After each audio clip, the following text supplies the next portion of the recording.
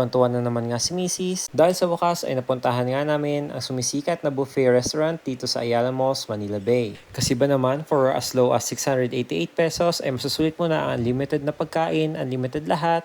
At kapag birthday mo, ay may pakanta pa at pakik pa sila sa'yo. Sulit na sulit talaga ang pagpunta dito sa Food Club Manila dahil napakaraming choices ng food ang pagpipilian ninyo. At natutuwa rin kami sa service nila dahil hindi na uubusan ng food at mabilis sila mag-refill ng pagkain. At bukod sa fruits, ang pinuto talaga namin dito ay itong roast beef. Dahil sabi nila ay napakasarap ng roast beef dito at totoo nga naman, napakasarap talaga niya. Kaya naman talagang pinipilahan ito nung kami ay nagpunta. Meron din silang lechon belly na talaga namang bagong luto at sobrang crispy pa. Kaya wag na wag yung kakalimutan pumunta sa station na yan kapag kayo ay nasa Food Club Manila. Bukod sa mga ulam, ay meron din tayong pastries at iba't ibang klase ng mga tinapay, pati na rin mga dessert. At syempre dahil buffet restaurant nga ito, ay for sure na marami ka pang iba't ibang matitikman. Meron silang salad station, fruit station, kagaya itong nakikita nga ninyo. Kaya naman sarap na sarap ang aming baby na kumain ng fruits mula dito sa Food Club Manila.